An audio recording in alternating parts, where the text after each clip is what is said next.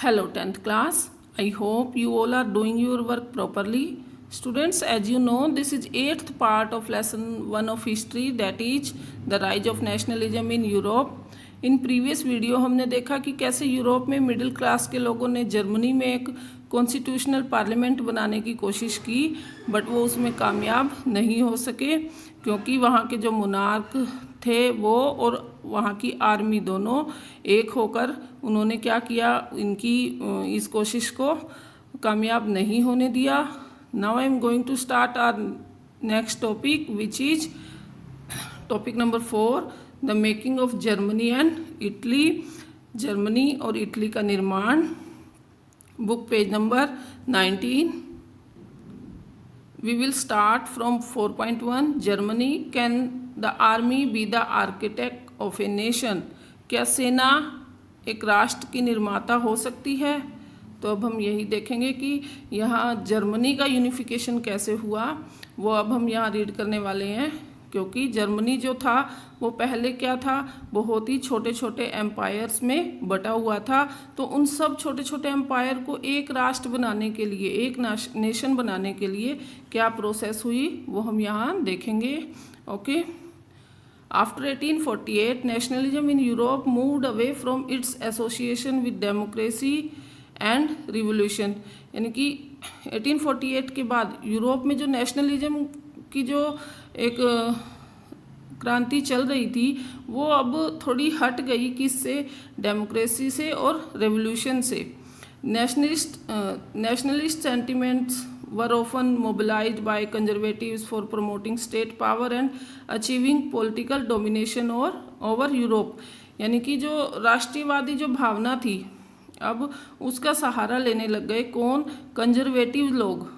और किस चीज़ को प्रमोट करने पर, स्टेट पावर को प्रमोट करने के लिए और पूरे यूरोप में अपनी राजनीतिक प्रभुता बनाने के लिए, अपनी राजनीतिक पावर बनाने के लिए कंजर्वेटिव लोग जो थे वो अब नेशनलिस्ट सेंटिमेंट्स का यूज करने लग गए, ज़्यादा से ज़्यादा प्रसार करने लग गए.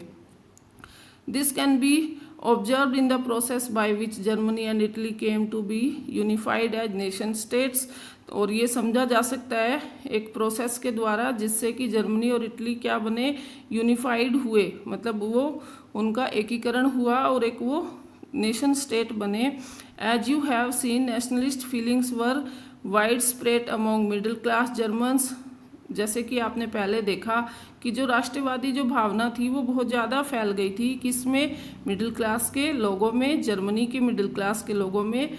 Who in 1848 try to unite the different regions of the German confederation into a nation state governed by an elected parliament. यानी कि जो मिडिल क्लास के लोग थे उन्होंने 1848 में क्या किया था, उन्होंने ट्राई की थी कि अलग अलग जो रीजन्स हैं जर्मनी के वो सब इकट्ठे होकर क्या बनाए, एक नेशन स्टेट बने. और एक ऐसा नेशन स्टेट जर्मनी को वो बनाए जिसमें कि जो वहाँ की जो सरकार है वो क्या हो, इलेक्टेड पार्लियामेंट हो, यानी कि सरकार भी चुनी जाए.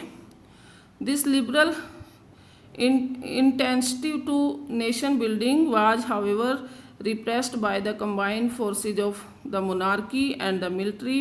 यानी कि ये जो लिबरल लोगों की जो ये नेशन बिल्डिंग की प्रोसेस थी वो दबा दी गई, किसके द्वारा, कंबाइंड फोर्स के द्वारा. कौन सी कंबाइंड फोर्स थी, मोनार्की सिस्टम और मिलिट्री. राजा और मिलिट्री ने मिलकर मिडिल क्लास के लोगों को दबा दिया कि वो ये ना करें. Supported by the large land owners called junkers of Parsa. और ये किसकी सपोर्ट में, जो मोनार्क थे और जो मिलिट्री थी उन्हें सपोर्ट मिली थी किसकी, बड़े लैंड ओनर्स की, जो कि पर्सा में जिन्हें जंकर्स कहा जाता था उनकी सपोर्ट के साथ. Okay. From then on, पर्शा took on the leadership of the movement for national unification. और इसके बाद पर्शा जो है वो क्या करने लग गया, वो उन्होंने एक आंदोलन शुरू किया नेशनल यूनिफिकेशन के लिए. और जिसका लीडरशिप जिसकी पर्शा ने की, इट्स चीफ मिनिस्टर. किसका चीफ मिनिस्टर स्टूडेंट्स, पर्शा का. तो ये लर्न कर लेना, ये काफ़ी बार 1 नंबर का क्वेश्चन आता है कि who was the chief minister of Prussia. तो वो है ओटो वॉन बिस्मार्क. ये नाम है चीफ मिनिस्टर का, Otto von Bismarck.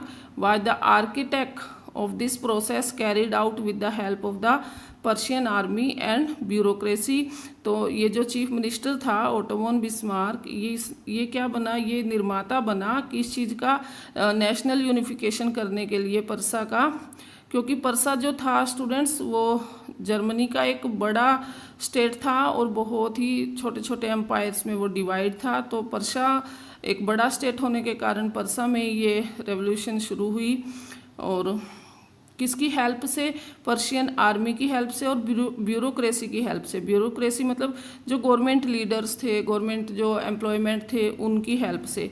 3 wars over 7 years, 7 साल में 3 युद्ध हुए with Austria, Denmark and France. किसके साथ, इन तीनों के साथ 7 साल में 3 युद्ध हुए। Ended in Persian victory and completed the process of unification. और लास्ट में पर्सा को क्या मिली, जीत मिली और इससे क्या कंप्लीट हुई, उनकी जो प्रोसेस थी यूनिफिकेशन की वो कंप्लीट हो गई। In January 1871 the Prussian king, 1871 जनवरी में जो पर्सा का जो राजा था William first was proclaimed German emperor in the ceremony held at Versailles. यानी कि जनवरी में पर्सा का राजा बना दिया गया, किसे, विलियम फर्स्ट को। और ये एक सेरेमनी की गई राजा को ताज पहनाने की, और ये सेरेमनी की गई वर्साए में। On the bitterly cold morning of 18 जनवरी 1871, यानी कि 18 जनवरी 1871 जो थी वो एक बेहद ठंडी मॉर्निंग थी। और इस सुबह क्या हुआ देखते हैं। N assembly comprising the princess of the German states, representatives of the army, यानी कि इस दिन एक असेंबली इकट्ठी की गई, असेंबली की गई जिसमें जर्मन स्टेट्स के सभी राजकुमार आए, सभी आर्मी के जो हेड थे वो आए, इम्पोर्टेंट पर्शियन मिनिस्टर्स, सभी मिनिस्टर्स आए इंक्लूडिंग द चीफ मिनिस्टर, और चीफ मिनिस्टर भी आया। और कौन है वो chief minister, Otto von Bismarck. Gathered in the unheated hall of mirrors in the palace of Versailles, यानी कि ये सब इकट्ठे हुए एक बहुत ही ठंडे हॉल में, हॉल ऑफ मिरर्स क्या नाम था उसका, और ये कहाँ था, पैलेस ऑफ वर्साए, वर्साए में था ये।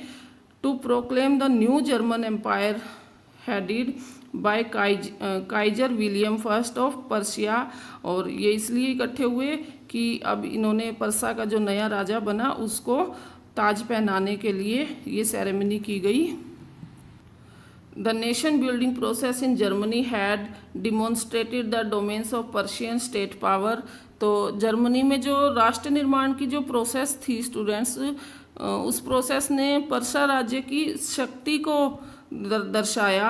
The new state placed a strong emphasis on modernising the currency, banking, legal and judicial systems in Germany.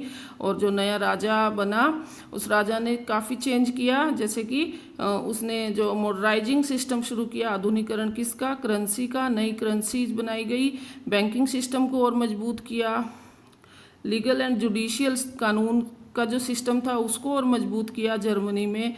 Persian measures and practice often became a model for the rest of Germany. और पर्सा का जो measures का जो formula था, यानी कि जो measurement वाला था कि वो सेम किया, उसको और अच्छा किया, जो भी प्रैक्टिसेज लागू की, नए रूल्स बनाए, वो एक आदर्श बने जर्मनी के बाकी हिस्सों के लिए, बाकी पार्ट के लिए। और यहाँ आप पिक्चर भी देख सकते हो स्टूडेंट्स, ये वही पिक्चर है कि जहाँ ये जो मीटिंग की गई थी पैलेस ऑफ वर्साए में, और राजा को ताज पहनाने की, और राजा का नाम क्या था, काइजर विलियम फर्स्ट। तो स्टूडेंट्स ये लर्न कर लेना, 1 मार्क के काफ़ी बार ये क्वेश्चंस आते हैं। हम आ गए हमारे नेक्स्ट पेज पर स्टूडेंट्स, और यहाँ एक मैप दिया है जर्मनी का।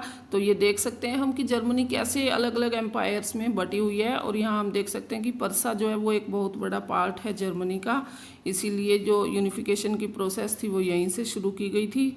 Okay, now we will read point number 4.2, Italy unified.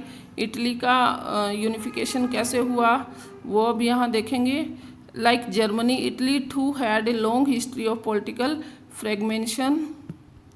तो जर्मनी की तरह इटली का भी एक लंबा राजनीतिक विखंडन का इतिहास रहा है कि राजनीतिक जो है वो काफ़ी डिवाइड रहा है वहाँ का राजनीतिक system. Italians were struck over several dynastic states as well as the multinational Habsburg empire. तो इटली जो था वो बहुत से डायनेस्टिक स्टेट्स में बटा हुआ था, मतलब वंशानुगत स्टेट्स में कि एक राजा आगे उसका बेटा आगे उसका बेटा, इस तरह से मतलब स्टेट्स में ये बटा हुआ था। और इसके साथ साथ मल्टीनेशनल हैब्सबर्ग एम्पायर में भी और बहुराष्ट्रीय हैब्सबर्ग एम्पायर में भी ये बटा हुआ था। During the middle of the 19th century के मिडल में Italy was divided into 7 states. Italy कितने स्टेट्स में डिवाइड था? 7 स्टेट्स में, ऑफ विच ओनली 1, जिसमें से सिर्फ एक Sardinia Piedmont was ruled by an Italian princely house, यानी कि 7 में से सिर्फ एक स्टेट ऐसा था जो इटली के ही जो राजाओं के द्वारा चलाया जा रहा था, कि जो इटली के ही प्रॉपर रहने वाले थे उनके द्वारा। और वो कौन सा था? सिर्डेनिया पिडमोंट जो था वो इटालियन के द्वारा ही चलाया जा रहा था। बाकी के जो 6 थे वो कोई और राजा थे, बाहर से कोई और राजा ने आकर उन स्टेट्स पर अपना अधिकार जमाया हुआ था। The north was under Austrian Habsburg, जो नॉर्थ पार्ट था वो किसके अंडर में था? ऑस्ट्रियन हैब्सबर्ग के। The centre was ruled by the Pope, centre जो था वो पोप के अंडर में था। And the southern regions were under the domination of the Bourbon kings of Spain, जो साउदर्न रीजन था, दक्षिणी जो भाग था वो किसके अंडर में था? बर्बन किंग्स ऑफ स्पेन के। Even the Italian language had not acquired one common form, और जबकि वहाँ इटालियन लैंग्वेज इटली के 7 पार्ट थे लेकिन फिर भी इटालियन लैंग्वेज को एक कॉमन रूप नहीं मिला था। And still had many regional and local variation, और अभी भी वहाँ क्या था? इटालियन लैंग्वेज के काफ़ी अलग अलग पार्ट्स थे, कि रीजनल लैंग्वेज थी कई जगह वो लोकल थी। इस तरीके से मतलब इटालियन को इतनी इम्पोर्टेंस नहीं मिली थी। During the 1830s JJP Mazzini had sought to put together a coherent programme for a unitary Italian republic, यानी कि 1830 के दौरान JJP Mazzini, आपको याद होगा स्टूडेंट्स, ये कौन है? ये इटली का ही एक क्या कहेंगे, एक सीक्रेट सोसाइटी बनाने वाला लीडर है। और इसने एक प्रोग्राम करने की कोशिश की जिससे कि वो क्या बने, इटली को रिपब्लिक बनाने के लिए। He had also formed a secret society, और उसने एक सीक्रेट सोसाइटी भी बनाई कॉल्ड यंग इटली, जिसको नाम दिया क्या? Young Italy, for the dissemination of his goals, अपने लक्ष्य को और विस्तार से फैलाने के लिए।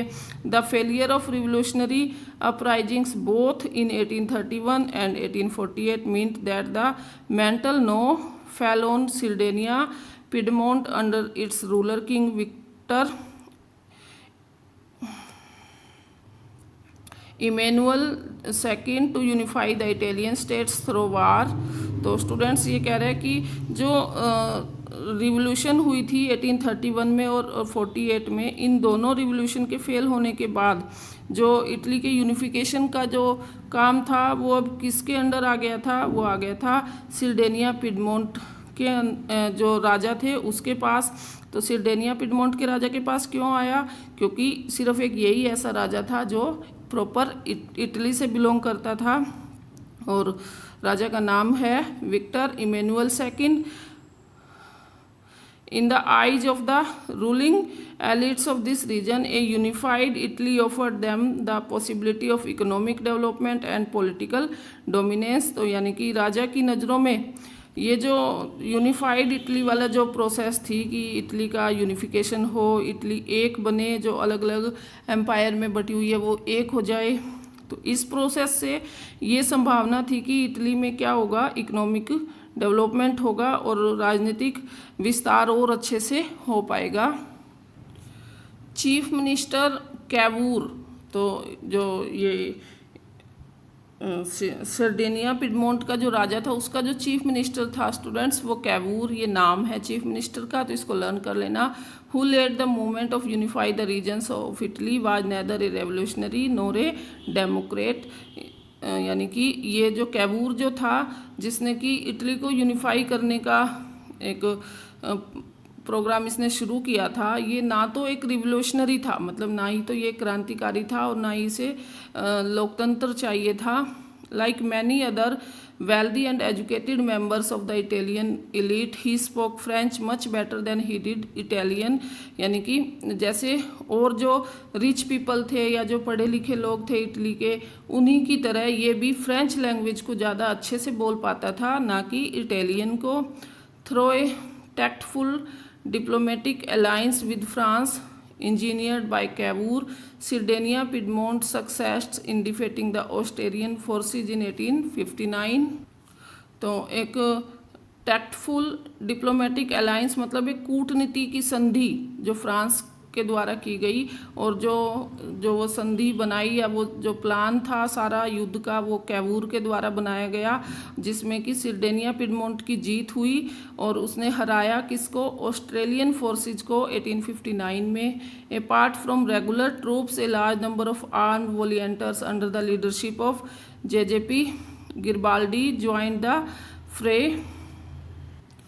रेगुलर ट्रूप्स मतलब कि जो नियमित उनकी सेना थी, उनके अलावा बहुत ज़्यादा संख्या में और भी जो वॉलियंटर्स थे उन्होंने भी इस युद्ध में भाग लिया। और किसकी लीडरशिप में यानी कि जेजेपी गिरबाल्डी, ये एक नया और यहाँ नाम ऐड हुआ है स्टूडेंट्स की, इसकी लीडरशिप में बहुत से लोगों ने इस युद्ध को ज्वाइन किया। इन 1860 दे मार्च into South Italy and the kingdom of the two Sicilies and success in winning the support of the local peasants in order to drive out of the Spanish ruler।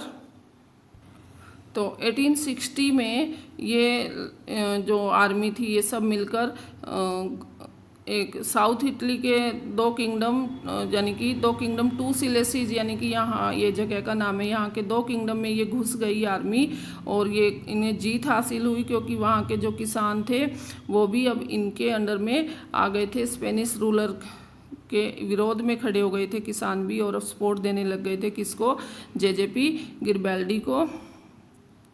In 1861 Victor Emmanuel II was proclaimed king of United Italy।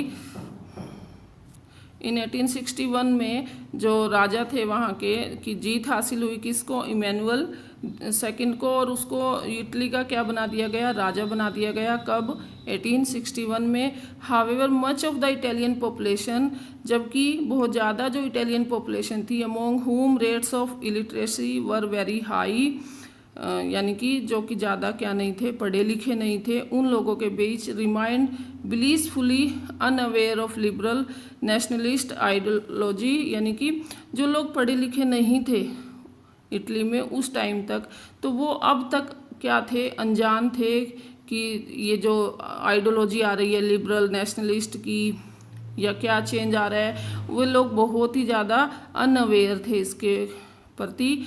The peasant masses who had supported Garibaldi in southern Italy had never heard of Italia, यानी कि जो किसान जो गिरबाल्डी को support कर रहे थे, यानी कि जो साउथ इटली जो अभी हमने बात की थी जिस पर कि कंट्रोल था स्पेन का, तो साउथ इटली के जो किसान थे जो गिरबाल्डी की सपोर्ट में आ गए थे, उनको अब तक नहीं पता था कि इटालिया क्या है, उन्होंने ये वर्ड ही नहीं सुना था। And believe that La Talia was Victor Emmanuel's wife, और उनका मानना था कि जो इटालिया को वो ला टालिया के नाम से जानते थे और उनका मानना था कि ये कौन है, ये जो इटली का जो राजा बनाया गया विक्टर इमैनुअल्स, ये उसकी वाइफ का नाम है। यानी कि वो कितने इनोसेंट थे जबकि उन्होंने सपोर्ट किया गिरबाल्डी को। ओके, आई होप आपको ये समझ आ गया होगा। अब स्टूडेंट्स इसके नीचे देखिए ये दो मैप दिखाए गए हैं। इटालियन स्टेट्स बिफोर यूनिफिकेशन, यानी ये बिफोर यूनिफिकेशन है इटालियन स्टेट्स, आप देख सकते हैं कि कैसे ये अलग अलग एम्पायर में क्या है बटा हुआ है। और इटली आफ्टर यूनिफिकेशन, ये यूनिफिकेशन होने के बाद कि ये जो अलग अलग स्टेट्स थे ये अब सारे क्या हो गए, एक हो गए। अब इनका हेड जो है वो एक बन गया और इनकी हिस्ट्री एक हो गई। तो ये होता है यूनिफिकेशन। स्टूडेंट्स आई होप आपको ये समझ आ गया होगा कि कि किस तरह इटली और जर्मनी का यूनिफिकेशन हुआ। और आवर नेक्स्ट पॉइंट जो है वो the strange case of Britain, वो हम हमारी नेक्स्ट वीडियो में करेंगे।